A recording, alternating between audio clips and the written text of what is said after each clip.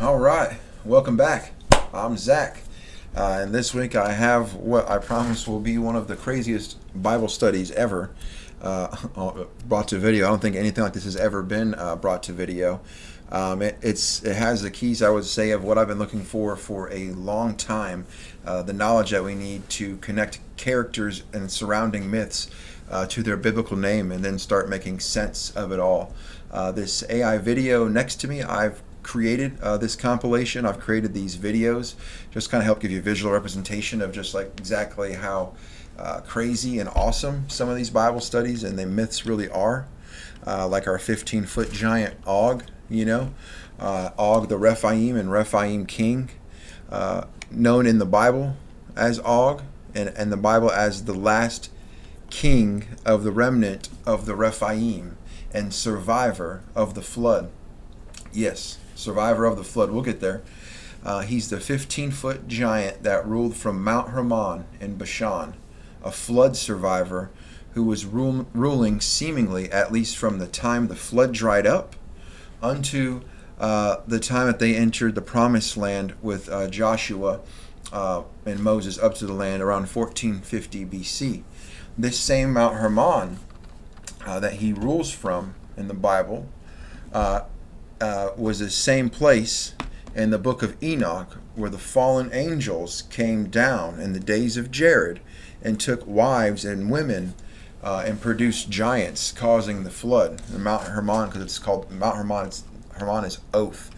It's the Mount of the oath, and it says they took mutual imprecations there, curses, right? And that brought on the flood.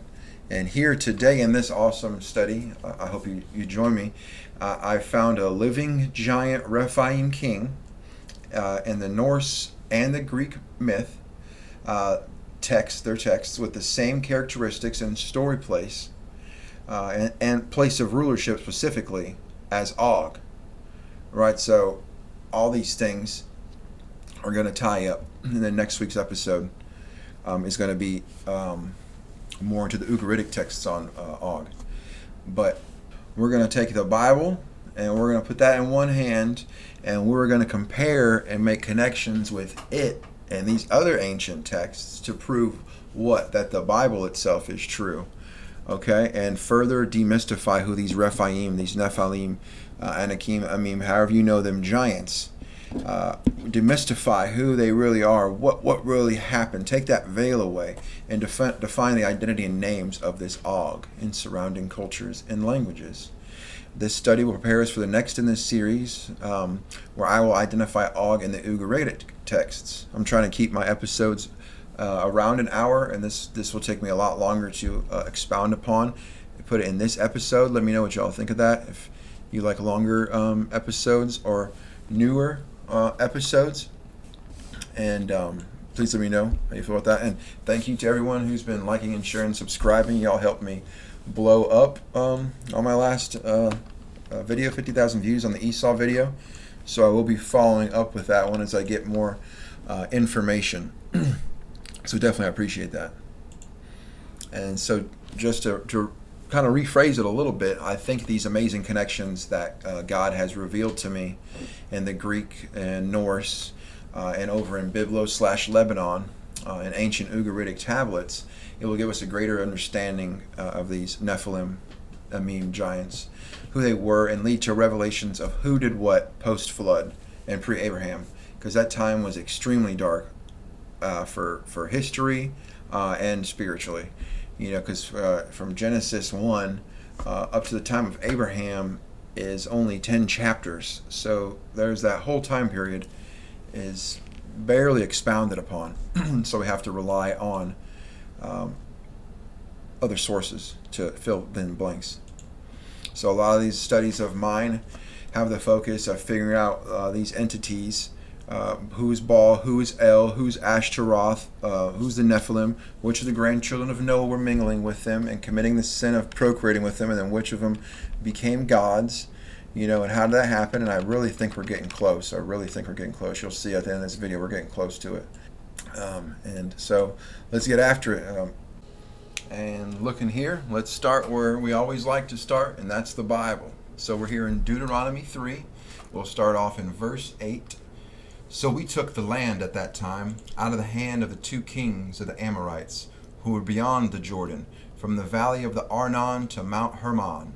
The Sidonians call Mount Hermon Sirion, while the Amorites call it Senir. All the cities of the tableland, and all Gilead, and all Bashan, as far as Silicah and Edrei, cities of the kingdom of Og in Bashan.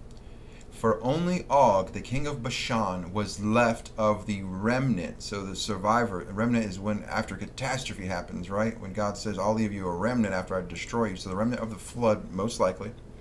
He was the last of that remnant of the Rephaim. Behold, his bed was as a bed of iron. Is it iron? Is it not in Rabbah, which is modern day Ammon, Jordan, of the Ammonites? 9 cubits was its length, and 4 cubits its breadth, according to the common cubit. The thing about the cubit, it's going to be between 18 to 20 inches long, because it's the measurement of a man's elbow to his, I believe, pinky finger. Egyptians was bigger, so I'd place this gentleman at up to 15.5 feet tall, which is a heck of a giant. And they were taller, a little bit taller before the flood. King Og was that last of a remnant, right? He could be of a group that survived, right? So then we have to look at what happened. Genesis 14, the War of the Kings, the federation of basically around Babylon and Persia came down and destroyed most of these Rephaim giants. So was there other Rephaim? Is this talking about remnant here? Is that letting us know that there were other survivors of the flood? Not everything was just children from this singular Nephilim, and then they were killed in this war. It's definitely quite possible. But there's another question. Were there water Nephilim, right, who survived the flood? And I believe so, because when you go back into Genesis and the flood story, it said that God killed everything that drew the breath and that walked upon the face of the earth. God flooded with waters. Things in the water aren't necessarily killed by the water, and there could have been quite a few survivors. You can look at things like the Greek myth of Achilles, the son of a sea nymph, grandson of a centaur. And in the Mahabharata, the Indian sacred texts, the river goddess Ganga, their Ganges river, births their superhero Bhishma after throwing her first 7 sons into the river Ganges. And this Bhishma, this son of hers, the 7th son, the 7th or 8th, who doesn't get tossed into a river, becomes the main hero of the story, because his mother was a whatever it means to be a mermaid. Most likely means that she's a naga, which means she's half serpent and half woman. Yeah, they're not really a beautiful mix, but they're called goddesses. Okay, and so a lot of these stories seem to point at possibly this lineage of royalty after the flood being of a female stock, coming from a female, and that this land-based, male-based Rephaim giants have basically died off and were dying off. And what's interesting is, for some reason, it correlates in my mind to how Aleister Crowley, the famous devil worshipper, formed the order of his aeons, that the first was male, the second was female, and the third would be a child, because it's like the male Rephaim ruled, and now we're in, we've gone past the time period of the female Nephilim. They were all like fertility goddess cults. Remember when they went, when Paul was in the city, they weren't screaming for a male god, they were screaming about Diana, they weren't screaming for the male Nephilim, they weren't screaming for Zeus's honor anymore, right? The ages had definitely changed. Survivor of the flood, how exactly old was Og? Well, looking at this chart would lead us to believe that Og's at least, I would say about 850 to 900 years old, and that's just if he was a baby at the flood. And from the stories I'm about to show you in just a few seconds here, it's he was definitely older than that, because I'm pretty sure we're about to pull up some stories of this gentleman in other mythologies. Let's check it out. So as we're going along, I'm going to throw a lot of facts at you, because I've found a lot of stuff that's going to tie into a lot of people's studies. If you are studying, or if you memorize it, it will come back. A lot of this stuff is highly important. And praise God, I've just had this time to be able to study a lot more than I've used to been able to. and God's revealing a lot of things to me. So just hold on. Maybe write these down, pause it, because I'm going to throw a lot of information at you. And we're going to start in the Viking mythology, to where the first place we might find our Mr. Og, or at least a surviving Rephaim from the original giants before the flood. And that is going to be right here, starting with the dawn of time. Odin and his two brothers killed the giant Ymir. This guy's going to be so important to so many things, right? I'll show you. And created the world from his body. This body of the giant Ymir was broken up, kind of like Tiamat, right? We see it often. But no need to pay attention too much to that, because as usual, a god's motivations are difficult to determine.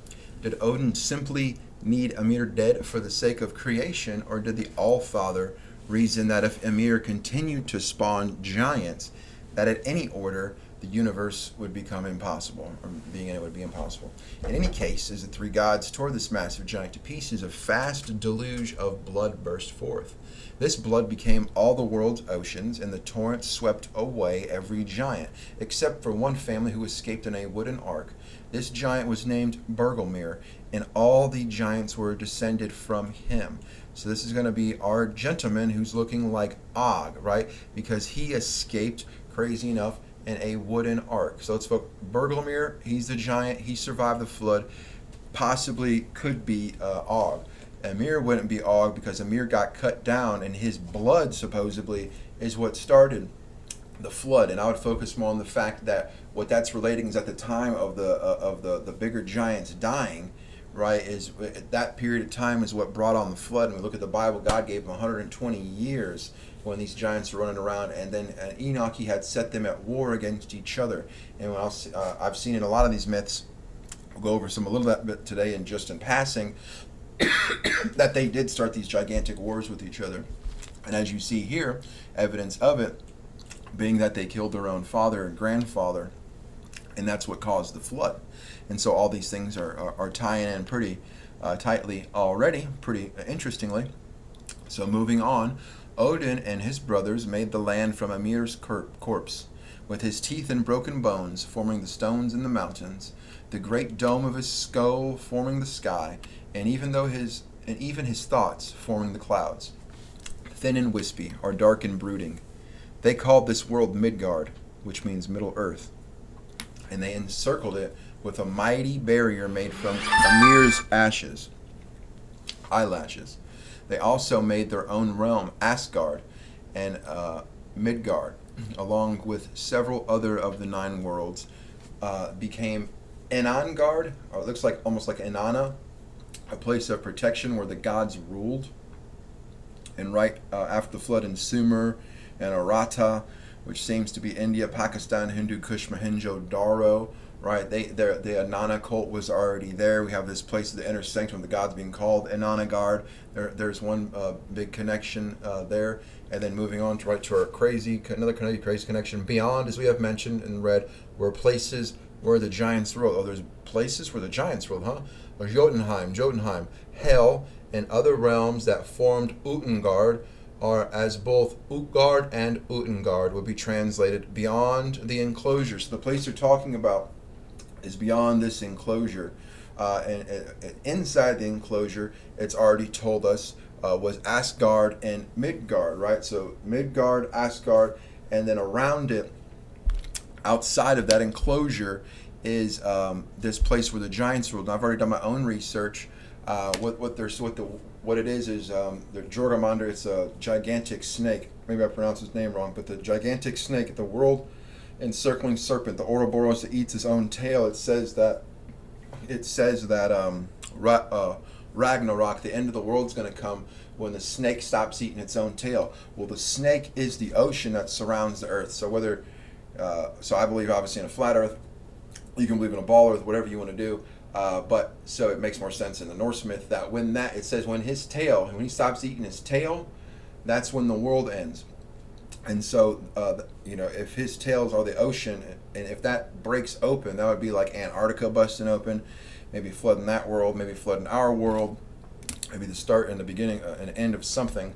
If that ever happened, and beyond that is beyond the enclosure. So it's telling us that in Antarctica is where these giants rule, in a place called Jotunheim and Hell.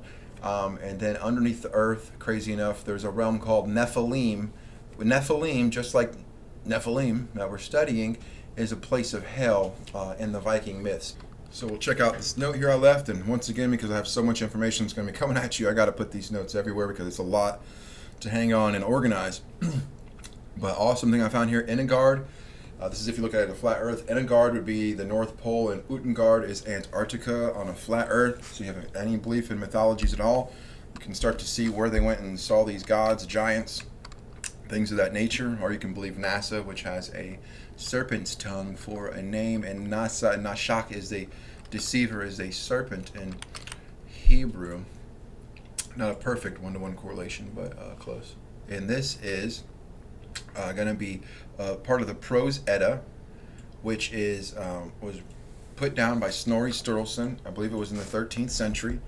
He was a Christian at the time of doing it. He's because of his writings and things like that, he brought salvation. Jesus brought salvation, but because he did the work and he translated a lot of their myths and showed the relationship to Jesus Christ in it, because all myths either point to it one way or another, whether they do it in blasphemy or whether they do it because God just puts it in their heart to do so. Everything points to the same stories, right? And so I just want to show you one of the best ways to find information is go and get it yourself, because when you pop up things on Google, it's heavily censored, and the Bible says God reveals it's the glory of kings to search this information out. It's up to God to reveal it or hide it, and the glory of God to hide it. So you're not just going to be able to find all this information unless you actually search it out. This is the Gifa Gening, which is the Fooling of Gylfi. Really cool story that we're going to skip past the beginning of, but I would highly recommend going back and taking a look at it. All right, so YMIR, remember our giant Emir. We're going to get deep into him shortly. But the Frost Giants call him Argomir, which kind of sounds like Gargamel from the Smurfs. Thus, it is said in the short prophecy of the Vala, the Lay of Hindla, that all these people are from him, the enchanters, the Valas, and all of the giants have come from Emir. So he's like the father, one of the big father giants, maybe the son of Azazel, Semyaza, something of that nature. And then whence came Argomel? Remember, that's his other name originally. Where did he come from? This is interesting right here. It says, from the Elivogs sprang drops of venom, and it grew until a giant was made. Thence was our race descended. We're all descended, they say, from drops of venom. Therefore are we all so fierce. So when someone says something like that to you, that he's from a serpent venom, you just go, haven't I heard that somewhere? And you scroll over to Genesis, right? And you say, I feel like somewhere in here, and I will put enmity, God says, to Eve and the serpent, for the dragon, for what he did. I will put enmity between the woman and you, the serpent, between the woman's seed and the woman's seed, Jesus Christ, and the serpent's seed, right? Jesus shall crush the head of the serpent, and the serpent shall get his heel, right? At the cross, his heel was pierced through. And so here we have a race that says it's descended from basically serpent venom. And we know that's true in a lot of religions. And we'll get to some of those here even later. And they asked also, do you believe him to be a god? And they said, no. By no means do we believe him to be a god, because he is evil and all of his offspring are evil. We call them frost giants, right? And that's strange because it could be talking about on the hundreds of feet tall ice wall that's all of Antarctica. Could be chilling up there. A good place for a frost giant. Then said Ganglier, where did Amir dwell, and on what did he live? All right. So it's going to give you all this crazy stuff. The interesting part is that it seems like a man comes out of the ice. But that's not too important to our study. Scrolling down, it said, was Ganglier able to keep peace with his dad or his grandpa there, Amir? And who was stronger? Well, it says the sons of Bor slew the giant Emir, which once again matches with a lot of myths. It matches with the Greek myths, the neutering of Uranus, of Kronos, right? The taking over of the power, killing your own dad for power. It says they slew him, but when he fell, there flowed so much blood that's what caused the flood. And just like Moses, little baby Berglamir goes floating in this ocean, and people want to say that he translated it differently, and I'll show here in a moment that that's what the word is saying. It's basically like a coffin or a place that you place your grain and stuff, a storage box to float in. Okay, so going over the notes so we don't miss anything. He's from a serpent seed. He's from venom. According to the Vikings, he was the father of all frost giants. I'm looking at this because connecting this to Og. This could be Og's daddy or granddaddy, right? So we want to hold on to that information. Ties him into these interesting places. That's kind of just for fun right now. Mount Mara being the North Pole and Antarctica type stuff. All right. Either way, this pre-flood father of the giants, born of serpent's venom, was killed by his children and grandchildren, causing the flood, matching with many other myths. And Berglamir is the giant who survived the flood, matching him to Og, or one of those guys killed in the Genesis 14 war. And it says that he and his wife were in it alone, right? Excepting one who escaped with his household, right? His wife. This matches with the story of the Greek Deucalion, son of Zeus, right? Another Nephilim giant, or grandson of Zeus, which we'll get to. And this qualifies this gentleman, Gangrel, as at least a brother of Og, if not the Og. So let's get back and see what we can learn about these gentlemen. Skipping here. Cool little picture, and get that out of the way for us. Berglamir. All right. So here it gives a little more information. He's the son of the giant Berglamir. That's not super easy to pronounce.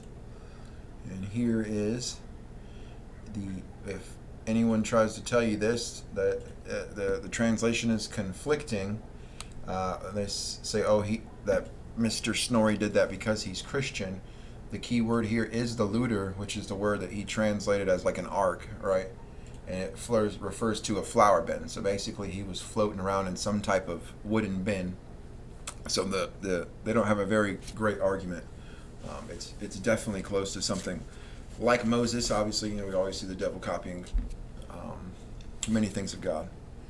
And the craziest thing is, I gotta praise God. I gotta thank God that He pointed this out to me. As remember, I said that the name of Emir is important.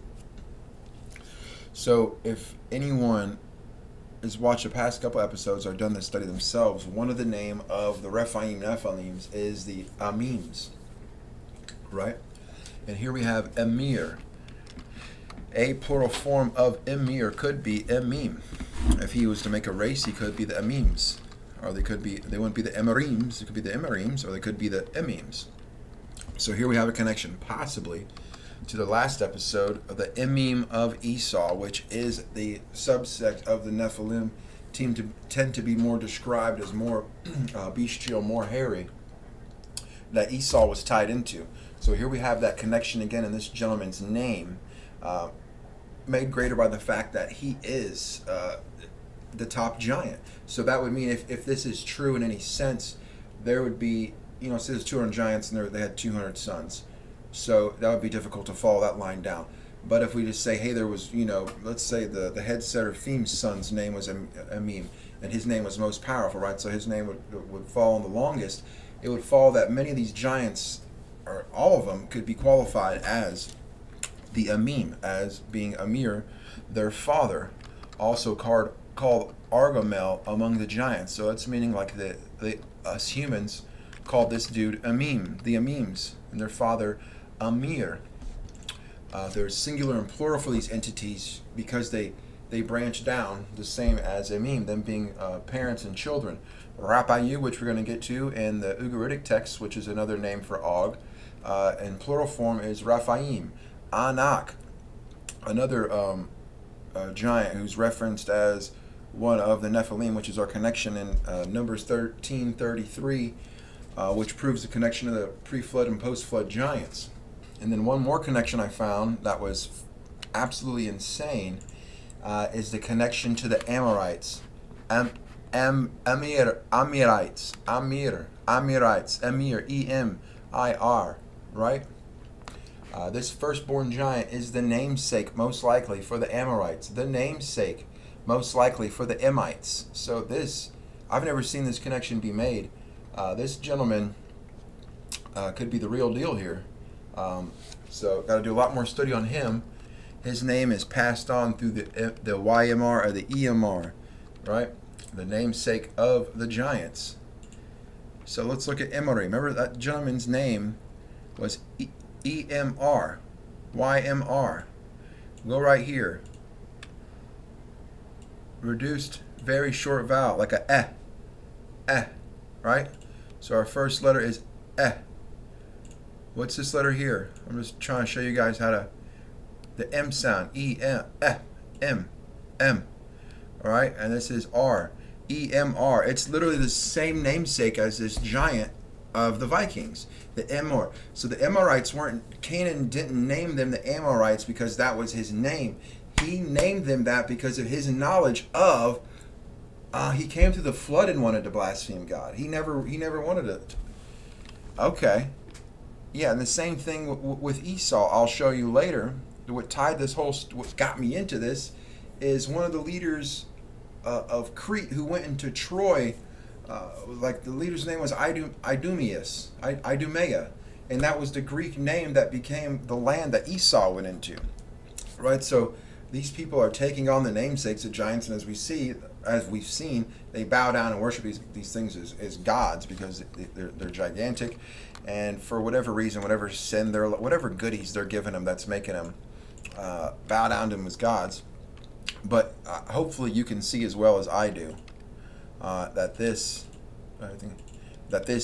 really, really, really strongly points to the fact that the namesake is this Emir giant that's well spoken of in Viking mythology.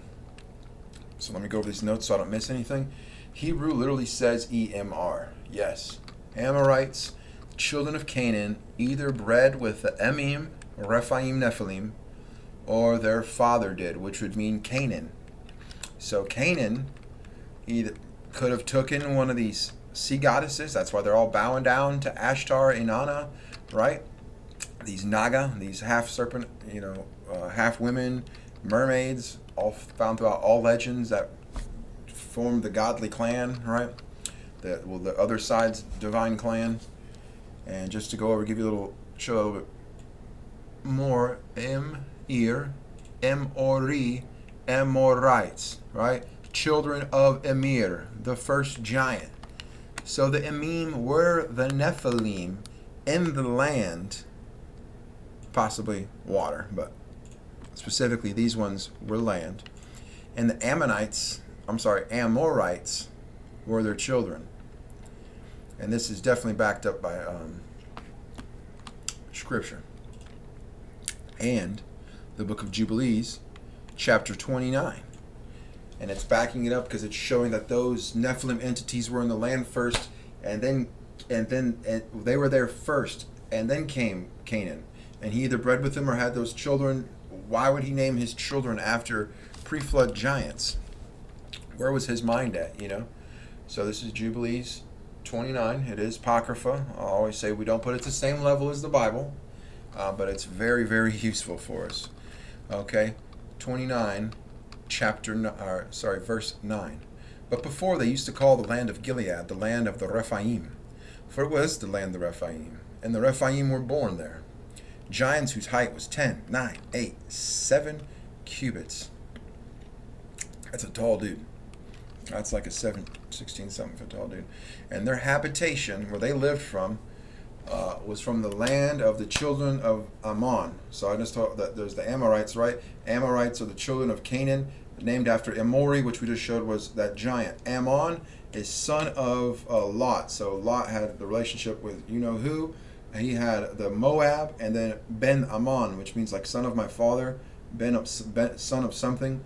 And so Moab top, Ammonites, And so Mount Hermon at the very top of their kingdom, it's where I've already said the angels came down, proclaimed themselves as gods using mutual curses. And the seat of their kingdom was Karnaim and Ashtaroth, Edrei, Mesur, and Beon. Mesur, I wish there was an M there, but it's Misurim, Egypt, but no. Karnaim, Ashtaroth, Edrei. This is in Deuteronomy 3 as the land where King Og ruled from. Bashan was the land of Hermon, right? And Edrei and Ashtoreth Karnaim, which means Ashtoreth, the two horns. And Ashtoreth is this like it's just like this Nephilim sea goddess. And I have an awesome episode coming up soon because God's giving me crazy information on that. So he's an Ashtoreth of the two horns. So we have the bull goddess like a Hathor, Anana, Ishtar, Ashtoreth, having the Zeus, Europa, the bull, the bull cults. It seems all so out there, but it's all so similar.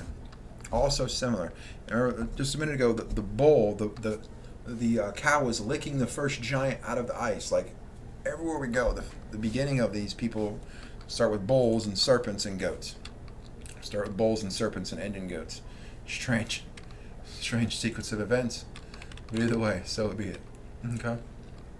So it's going to be very important down the line because this guy who rules from here is found in the Ugaritic text under a different name of Rapiu, which is going to give us the keys to this gigantic question of what happened after the flood and before Abraham. Okay, so that's where their kingdom was. That's who they were, the Rephaim, right? They were gigantic giants. They were 10 times 20 inches divided by 12, and you get how many feet he is.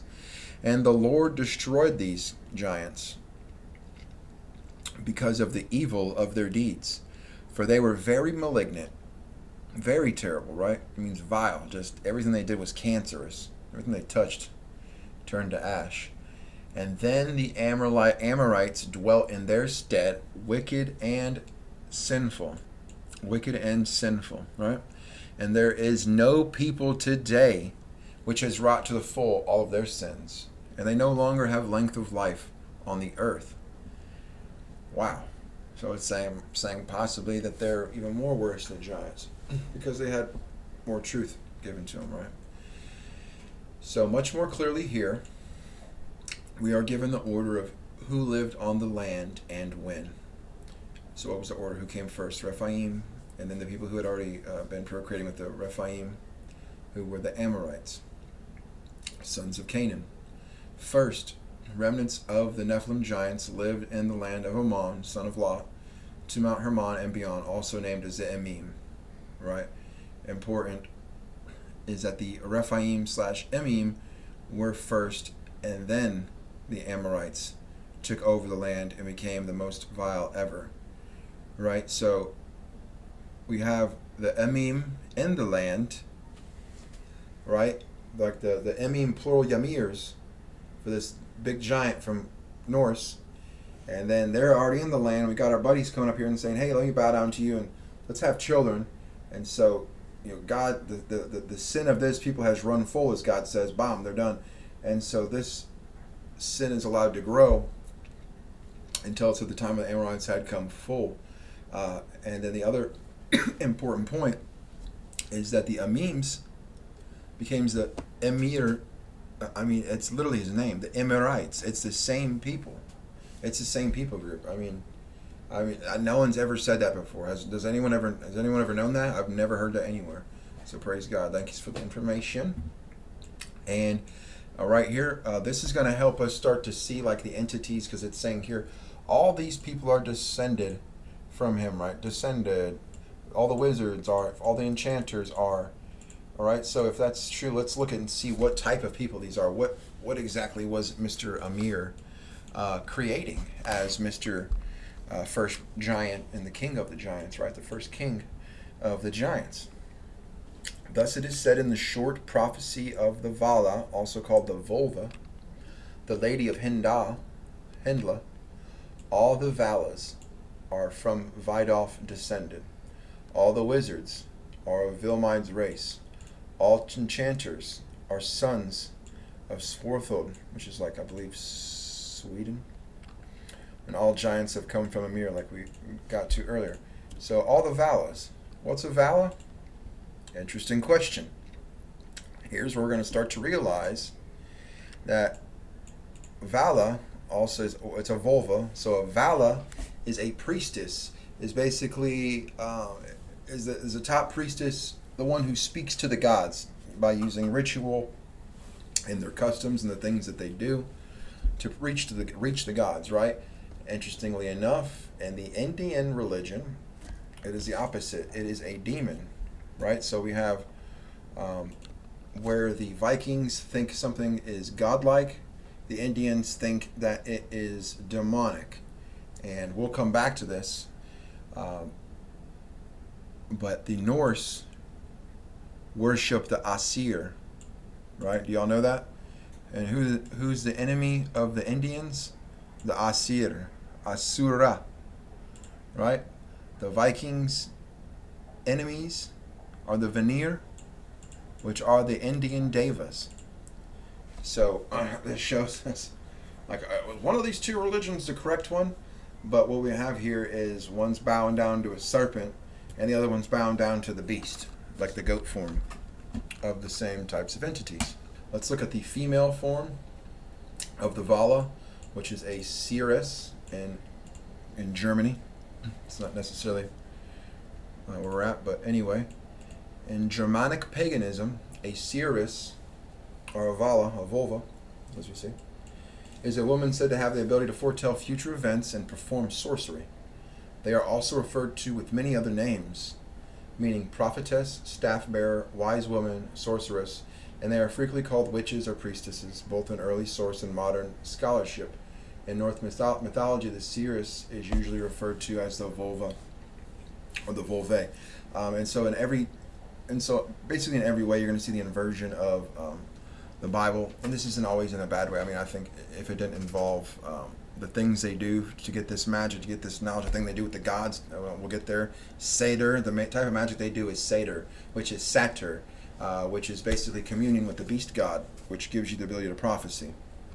So, I don't want to say this is a beautiful thing, or a good thing. You know, I wish we lived in a perfect world where, female is going to be the prophets and run the religion, but that's not the world that we live in.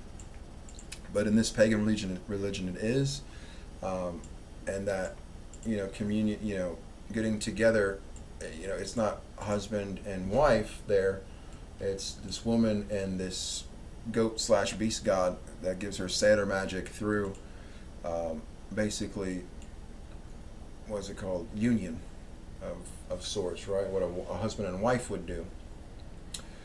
And so I don't know how to say it gently. Anyway, so these are shamanic traditions. These women place on skins. Also, like the men, this is where berserker comes from, right? Surker. They end up getting in these animal skins, and like the men for war, they would take mushrooms, a lot of them. Also, women, they use hallucinogens. If you watch Now You See TV, just did a great episode on the hallucinogens. John dove into really well, and showing how much of a connection that is to the spirit realm. So if you really good dive into that, it takes you into basically the devil's playground, where these shamanistic entities are. And that's why in every religion you have the soma, and in Egypt you had the lotus. In Greek, you went down in the underground. I don't know what that one definitely was, a concoction of hallucinogens. And that's where you enter that spirit realm. It connects your pineal gland, your third eye, right, to these entities. The more you take, the stronger it is. The more you can see them, right? All that stuff adds up. So what they're doing is they're taking wine, they're drinking mushrooms, they're putting this stuff on. Now, if you go out and do this is where, like, wendigos and shapeshifters and werewolves, this is where monsters come from, because you'll get possessed by demons. So you probably shouldn't do this, but this is how you do it. Right? And you put on this, and you're invoking a spirit. And so what this spirit reminds me of is they're fighting against the Indians, right? I showed you their gods are separate. Who is India bound down to? Much more so than this religion, the snake, the serpent. And this religion is bound, this here is bound down to what we'd say is a more bestial form, right? The berserkers, they're always putting the animals, they're not bowing down to the Nagas and doing the dances, right?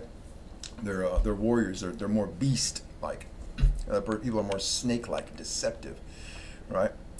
All of our cultures have something wrong with them. I'm not picking on anything, right? Praise God. I want you to just get that point. Continuing on, Norse accounts imply that they used wands. Here we are in Harry Potter, all right? And they would sit on raised platforms during seances. So we got the wand going, they got the hallucinogens going, and we got seances going. Let's scroll down. All right, moving down here. Archaeologists have identified several graves that appear the remains of Scandinavian seeresses. Okay, so same things we've just been talking about. Also aphrodisiac properties, the abilities and practices of the seeress, the witches, contributed to the development of the European concept of witches because their practices survived Christianization, although the practitioners became marginalized and evolved into North European medieval witchcraft. Germanic seeresses are mentioned in popular culture in a variety of contexts. So they continue to survive. The bloodline's still there. A lot of times, like royalty and such, they'll relate their bloodlines back to the angel or the Nephilim that they came from. I found this down here to be quite interesting. The etymology for the word seeress sounds like what would be like the Hellenes, the starting of the Greeks, possibly. Heli-runa, which is necromancy. Heli-runari, so that's like, sounds like the Hellenes and the runes, like Greek runes, or I don't know. I'm not that great at etymology. And the first element of it being Jala, which is hell, the abode of the dead. Second is Runo, which is a mystery secret, so a dead secret, a dead mystery of the dead. So here are the Rephaim, spirits, as we'll get more into in our third part of this, is in the Ugaritic, is them using this to bring the Rephaim kings up to be a part of their coronations, to bring their spirits upon the king, the new king that they're coronating. It has a similarity to Dionysus, being that beast, that goat form. And like I talked about a minute ago, Satyr being the dark magic, if you research that, S-A-D-E-R, magic of the Norse, it is related to Satyr, S-A-T-Y-R. And looking at this, we'll see that to get this type of magic, you need to go ahead and pick up that quarter that you dropped and introduce yourself to a goat-type deity and be in ritual ecstasy with it. And one way that this was revealed was with Loki and Thor. Loki made fun of Thor for it. So it's a very interesting thing. Loki made fun of Odin, not Thor, because he was the one who pushed forward this type of magic, and he made fun of him. And in the text, it's basically calling him somewhat of an effeminate for taking that entity in order to learn that magic. So you see where living this type of life will get you. All right, and just some other interesting stuff like words, the connections where a word heathens and stuff comes from a word for sorceress, right? Flago Geiger, kind of interesting one, like Gyges, the big giant. And so remember that Vala was a vulva, what we're just looking at, and this is in Vedic. It means an enclosure in Sanskrit. It's a demon, so an enclosure, a demon within an enclosure. And then so when you think about what is a demon in an enclosure, well, you think about magic. What do they put a circle for to keep a demon in an enclosure? What does a seeress and stuff do when she's playing with spirits? So here we have this connection. So they're not really exactly enemies of each other. You can actually learn the system based upon studying these opponents of each other. Not that I want to use it anytime soon. Vala is attributed to be the son of Tvashtir, which, I mean, that just really feels Nordic. That just sounds like a Viking. And is the brother of Vitra. And Vitra was this picture doesn't show it, is the giant dragon that was slain by Indra. right? So he's the brother. This Vala is the brother of the dragon. So even though we're talking about how they're much more bestial, at the end of the day, he's the brother of the dragon, right? Get that locked in there. Tavastir is the forger of the iron thunderbolt for Indra. So the son of this guy's dad, Vala's dad, is the one who made this super godlike weapon for Indra, who was the Zeus-like character of India. It could have been the same character because then people came and spread, right? So moving on, I covered everything and I want to let you know. And just to get back to the point was that we were showing what type of people, what type of entities this giant Emir brought forth. And so we're seeing necromancers, wands, dressing up like a beast and taking on the knowledge and attributes and the deadening of the mind of a beast, I would guess. Wizards here, right, come from YMIR, the Emim, the Amorites, all the enchanters. Another interesting thing that puts it in perspective against India is snake enchanters. And India worships the serpents, and all enchanters are coming from Emir. I find that very interesting. So we're going to move on now to our next part of this topic, which is using the Greek myths to show who Og is. So hopefully that kind of helped lock it in for you. Remember Og being a survivor of the flood, and we have Bergelmir, who is the grandson of, or son or grandson of this first giant who survived the flood. So Og is at least highly knowledgeable, this guy. They knew each other. There's no way around it. This is either Og or this is one of his friends. And so we're going to move on to Greek. And this right here is actually what started this section of study. I thought I was going to do this in the Baal cycles. And God knows when I'll even get to that now.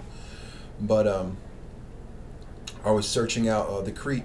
If y'all know the previous episodes, I've been connecting the children of Ham, Mizraim, Kaftor to Egypt, the gods there, the gods of Mizraim to Crete, back to Byblos, where they took out the Avites, right?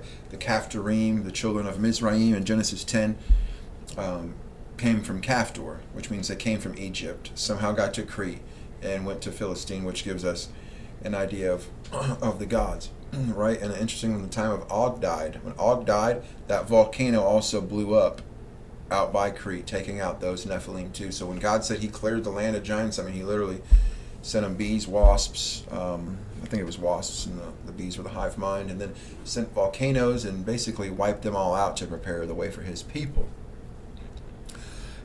The connection that I made in this was studying Crete. And I'd somehow gotten the Iliad, and I was like, oh my goodness, Iliad had, the War of Troy had people from Crete in it. I had to study that. And then who's this leader, the king of Crete? His name is Idomeneus, right? I'm sorry about that. I'll get that a little better for you. Idomeneus of Gnosis, right? And that's a Gnostic. Like here we have the island of Crete, where all these seems to be that between that and India as the originators of these pagan cultures coming out of the flood. Here we have Crete with its main city and palace, Gnosis, right? Right, that's the Gnostic dragon. Gnosticism is the inversion of Christianity. Very interesting. So he was the king of Crete and a commander. And okay, first off, Idomeneus is Idumea. And you go and look at the land of Idumea, it's in the Bible, it's the land of Esau. And you look up the etymology for Idumea, and it's not Hebrew, it's a Greek word. So now we have a gentleman who's over up here by the Greeks, Crete, right? There was that Minoan into Mycenaean culture, and they were the Greeks and the Minoans were getting along and breeding, right? But Idomeneus is the namesake, is a family namesake that named the land of Edom, of Idumea. And why would that be? And I can't get into here, but I think one of the clues would be the legend of the king of Keret, who was in Egypt and the Negev, and had a dream given to him by Baal to get his wife to go to the land of Edom. On the way there, he seemed to stop in Byblos or Baalbek, bow down to the gods, Ash, the sea goddess, this probably Naga serpent, and whoever the dude, I forget the Moloch, the dude is in there, and then heads off to Edom, to where Baal said to go, and he can go and scare whatever entities were there. The entities that were there were going to be the Emims, then the Horites, these cave-dwelling Rephaim creatures, and so this entity Karet, which sounds just like the namesake for Korit, right? Karet, Kaftor, KTR, right? KRT, KTR, entity. Maybe before he went to Crete, he went and got his wife first, because his Egyptian African wife died. He went to Idumea and took himself a wife named Huria, which could be the namesake of the Hurrians, which means he'd have left his own set of people there that when he came back around, he would have came and killed after the volcano, which is insane. And so I don't know how to get into all that right there. If any of you grasp some of that, that could take you in an awesome study. But I'll be getting back to that sometime in one of these episodes. So Idumea somehow is a namesake, and this guy's, where is this guy in history? He was the son of Deucalion. Who was Deucalion in Greek myth? He was the guy who survived the flood with his wife that Zeus set him on an ark. So we have the guy coming out of the flood, being the namesake for a land that's completely filled with like Nephilim type creatures, right? The Horites, the Rephaim, the Emim, the Anakim, right? Being this namesake, being the king of Crete, leading an army to Troy. So that means that the Trojan War was pretty soon after the flood. So we'd be able to, if we use our Bibles as the lens, get a lot of good information out of there, right? And then we see, just like the YMIR, who's Emim, as the Amorites namesake, right? Just as him, we have Deucalion and him surviving the flood, just with his wife and with the god helping him, all right? And he was grandson of Minos. So that would mean that Minos probably didn't survive the flood. And this, this would tie Minos in with Ymir, and Deucalion would be the grandson, would be Og, who survived the flood. Because this is a Nephilim, right? Noah survived with 8 people on board. These, Deucalion and Bergelmir, and Bergelmir over here are the survivors of the flood. And Minos, what does that mean of Minos? Did he survive? Did he survive the flood? And he was also one of Helen's suitors. So Helen, a namesake of Greece, we have these Nephilim entities. That might be it, gentlemen, ladies and gentlemen. We have these Nephilim entities surviving the flood, going for the hand of Helen. And that's what caused war. What happens every time you breed with angel blood? Destruction, because they are the destroyer, right? The namesake of Greece might be from this right here, these actions right here, right? Whoever was doing, there's some stuff here, right? And so this gentleman took 80 black ships to Troy, along with his charioteer and brother-in-arms Meriones, the son of his brother Molus, okay? Was one of the bravest heroes of the war, killed several Trojans, he offered to fight Hector.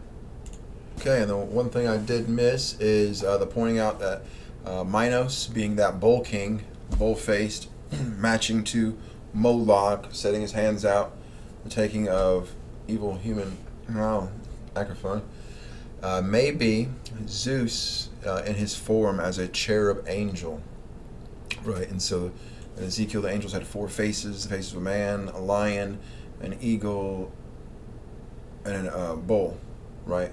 And the face of the bull is called the face of a cherub. In Ezekiel 10. In Ezekiel 1, it's called a bull. 10, it's a cherub, right? Or it could be his son. Hard to tell with Greek myths. Okay, and just to go over, they built a chest and floated in it for 9 days, is how they survived the deluge.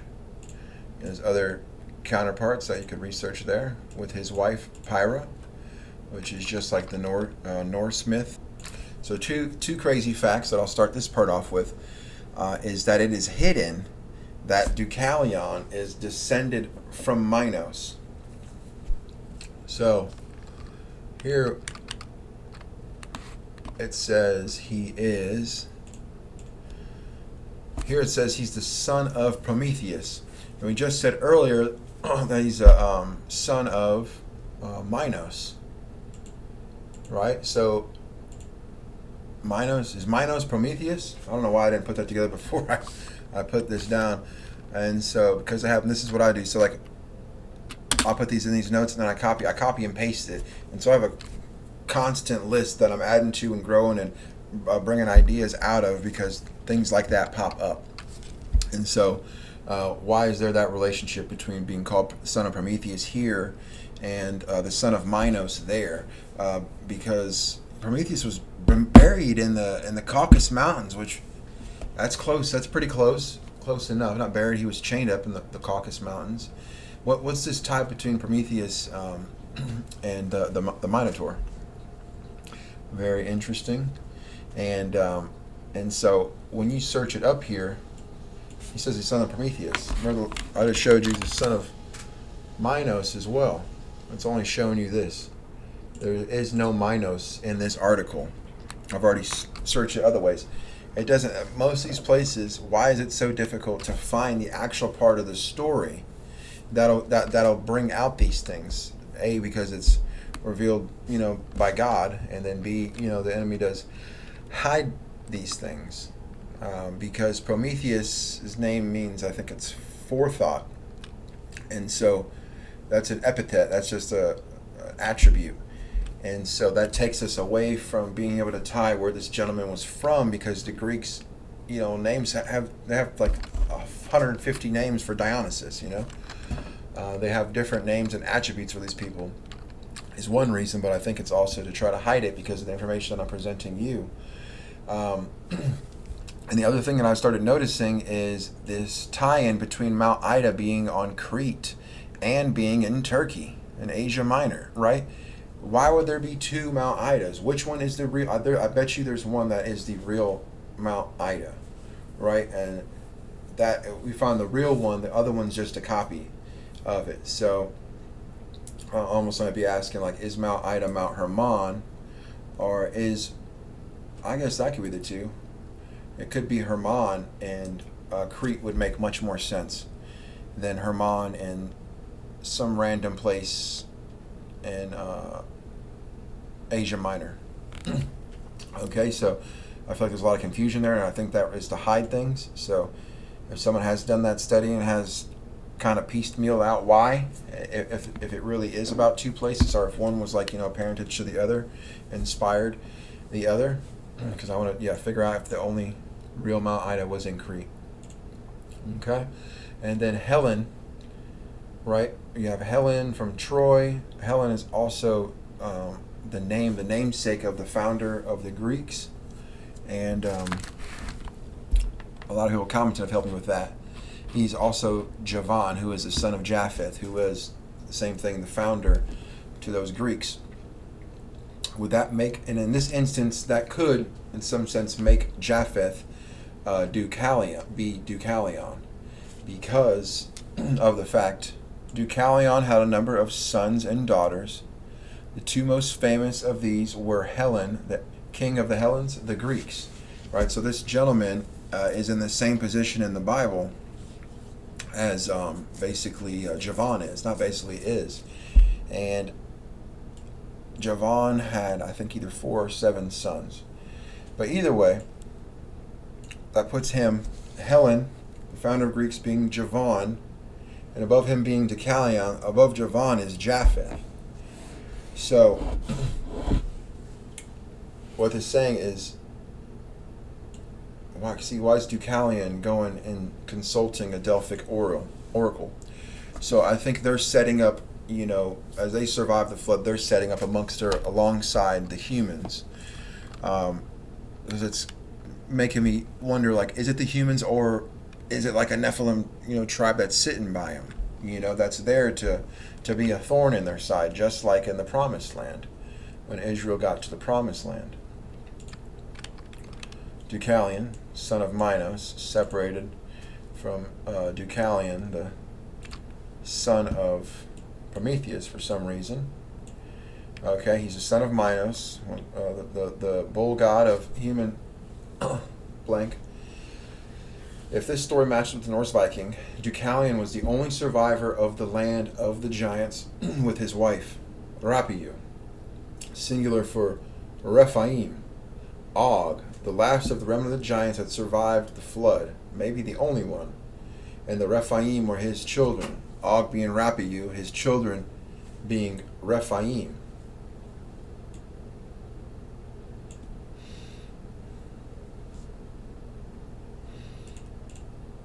So we have all these characters in here. We got Zeus, Minos, then Deucalion. Somewhere in there is Kronos. Are we missing Kronos? Because I found this, and it's just like, I keep finding stuff that should just, I don't get why it's just not out there and easy to find. All right, so Tyrannus. Here we have a Kronos. This gentleman, we got the wheel, which represents the zodiac, represents the wheel of the sky. It represents time, the ages, the lightning bolt, the thunderbolt. Very interesting. Very matched in with Zeus, and then also with Cronus. Right? Was it the same person? Was there a Zeus and a Kronos? It's difficult to tell. And he was a Celtic deity, this gentleman here, Tyrannus, named after the bull. You see how much of this stuff is coming together. Worshipped in Gaul. Worshipped in Gaul. Basically, this, we got Celts, the Tuatha De Danann, the Celts, Danube, Tuatha De Danann type thing again. Danu was also an Indian goddess who was the mother of Vritra, the great serpent that was killed by Indra. This lady Danu was that goddess, and also the Tuatha De Danann from Ireland. You see how there's a lot of connections? Okay. Bearded god, thunderbolt in one hand and a wheel in the other, recovered from Gaul, where he became mingled in, thought of together as with Jupiter. Here we have him hanging out with the wheel. See, we have the goddess with the horns on, and she's bowing down. We got serpents under her feet, right? And we'll see in Crete, the women are holding the serpents and they're shaking the serpents in a ritual ecstasy dance. What are they doing? They're invoking the spirit of the serpent. We got these women, mixed in with cows and goats. So I don't know if the devil's just making fun of them or what exactly is going on, but hopefully you can see how deep those connections are going. The wheel, more specifically the chariot wheel with 6 or 8 spokes, was an important symbol in historical Celtic polytheism, apparently associated with a specific god known as the wheel god, identified as the sky, sun, or thunder god, whose name is attested as Tyrannus by Lucan. Numerous Celtic coins also depict such a wheel. The half wheel shown in the Gundestrap Cauldron broken wheel panel also has 8 visible spokes. Okay, such wheel pendants from the Bronze Age usually had 4 spokes and are commonly identified as solar symbols or sun crosses, right? Sun crosses. Always the Son of God, Jesus Christ, versus the Sun God, Apollo, per se. So we have here the same story. The king giant before the flood, he was destroyed. He left institutions of cannibalism, witchcraft, shamanism. It really does seem like an entity who is against humanity. You'll be destroyed under him. You either have to turn to God and he makes you stronger, or you turn towards the devil who's doing these things and you get destroyed. it's your choice. He literally is the destroyer. All right, so he taught them all these things. The gentleman Emir, like we've seen, and the Valas and the witchcraft was taught by them, and he was taken out by other giants, just like an Enoch and a Norse myth, possibly by his own son who survived the flood.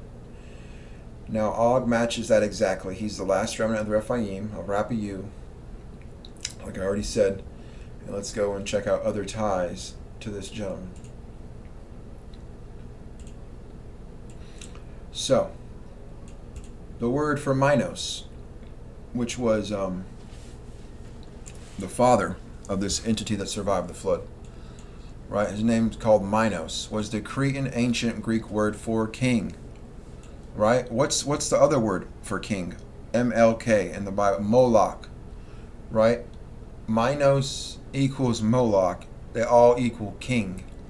I thought this was interesting. Related to Sanskrit, Muni, which is an ascetic, fitting the legend of Minos living in Cretan caves, which suggests a common Proto-Indo-European origin. Someone just left me a comment. This is awesome. This last comment I read was about them going to Crete and seeing these caves. They left me a video comment showing me these same type of caves in Africa, and I'm guessing they'd also be found probably somewhere over in the east of the Jordan as well. None that I know of, but it's interesting. So much in common, again and again and again. All right, and with that, I'm going to finish it up there.